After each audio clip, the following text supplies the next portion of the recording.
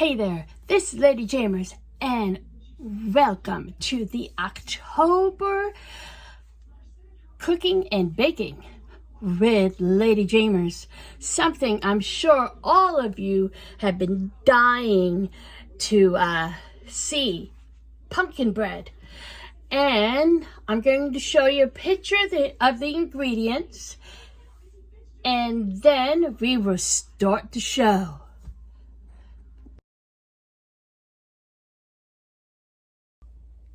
Okay, so for the ingredients, I just showed you a picture, but we have, and I always separated it, 2 and 1/4 cup flour. We have, and I mix this together because I put all these little things to clean, and it was just too much clean. In here, we have 1 tablespoon pumpkin pie spice, 2 teaspoons of baking powder, and 1/2 teaspoon of salt. And here, we have 1.5 cups of sugar. We have a 15-ounce can of pumpkin, and yes, this is 15 ounce. It doesn't look it. We have 1/2 cup of melted butter, and that's actually a stick of butter, and 2 large eggs.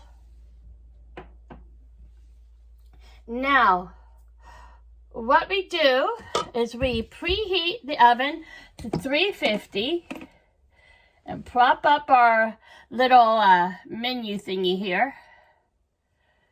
As always, I like to get my recipes from Pinterest. So, it says, combine the dry ingredients, stir together the flour, the pumpkin pie spice, baking powder, and salt in a large mixing bowl and set aside.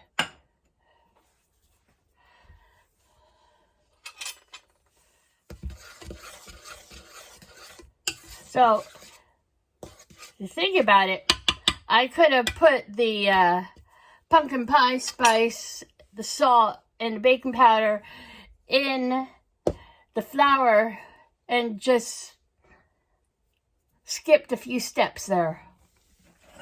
Now, we take in another mixing bowl, we combine the bread ingredients. We do the sugar, the melted butter,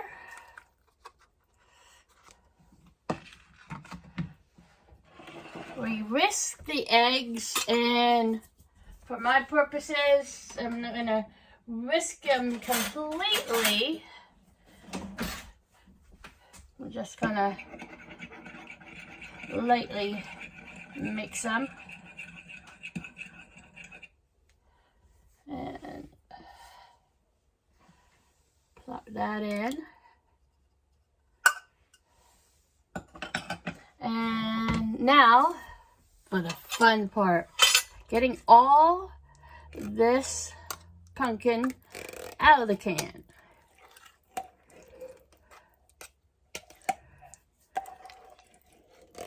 Now you could also do fresh pumpkin. That would be a little bit more trouble per se. Plus it would be kind of the color of baby poo. Because one year, my mom, dad, and, well, let's put it this way. My dad and I wanted to have fresh pumpkin and basically made my mom make it. And it did not look very appetizing, but it was so good. Now we mix this. It says combine, so it doesn't say anything about folding or whatever. And then after we stir this, we put the two together, evenly divide between two greased loaf pans.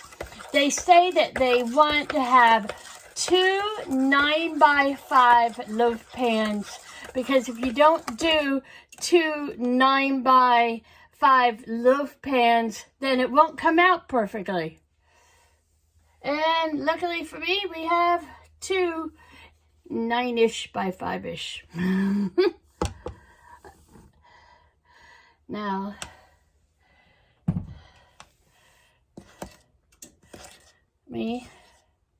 and on this part, you want to fold in the beginning, because if you do it all at once, it's going to go poof all over the place.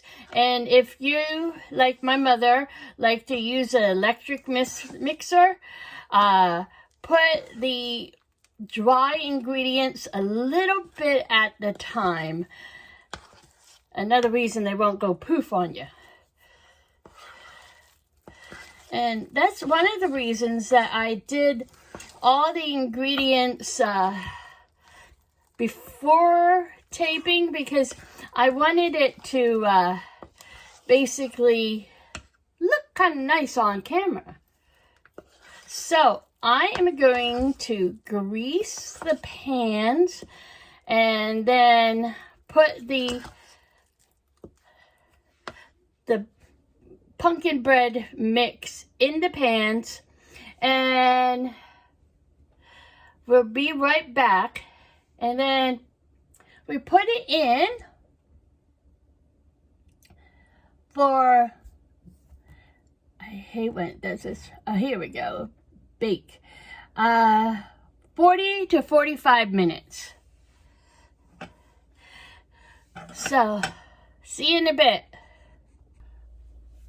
Okay, so here are our greased 9x5 baking pans with the pumpkin bread in them, and I'm going to put them in the 350 oven that has been preheated, and then do it. It says 40 to 45 minutes. And I'm going to do it for about 42, and then we can always check to see if it's done with a toothpick. Now, the next step is the streusel. Now, as you know, I made my own streusel with the apple crisp, and I went and tried to do it the nice way with the fork, and let's tell you, it is a lot better with the hands movement. So my hands are all washed, and for the streusel, mix together the flour, the brown sugar, the cinnamon, and the chopped walnuts. Now, if you can't find any like finely chopped walnuts, do what I do, get regular walnuts and then chop them with your knife. And then you want cold butter. And the cold butter will make it a little bit better and all. And you just mush it all together with your hands. And when you use your hands, you can actually feel it a little bit better, the texture of what you want in your crumble toppings. Now, instead of putting this on top and baking it in like we did with the apple crisp. This recipe says to cover and refrigerate. So we will cover and refrigerate when we're done, and then we will come back when the pumpkin bread is done. And here we go. And now my hands aren't clean. So, be right back.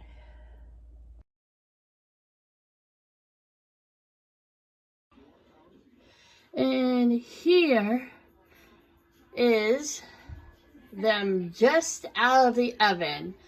I tested them with a fork and they are perfect. Next up, the streusel topping. Guess what, folks? I just reread the recipe on the way bottom of the page. It said, put chilled streusel on the bread and then bake it. Oh well. And I will tell you that if you do it chilled then bake, it will look like the picture that I'm going to show after this video is over. If you don't chill it, it looks basically the way my apple crisp did, which is, hey, still good to me. What about you? So I am going to put the crumble on the one and not on the other, and that way we have some both ways, because hey, it makes 2 loaves as you see, and that way you can have it both ways, with and without streusel. And the extra streusel we have, that's for on top of ice cream, or if you want more for here. And that is how you make pumpkin bread, with or without streusel. It's very good. So here, I'll show you, is how it came out. I thought I'd try it on camera because a good cook should try her stuff on camera. And here you go.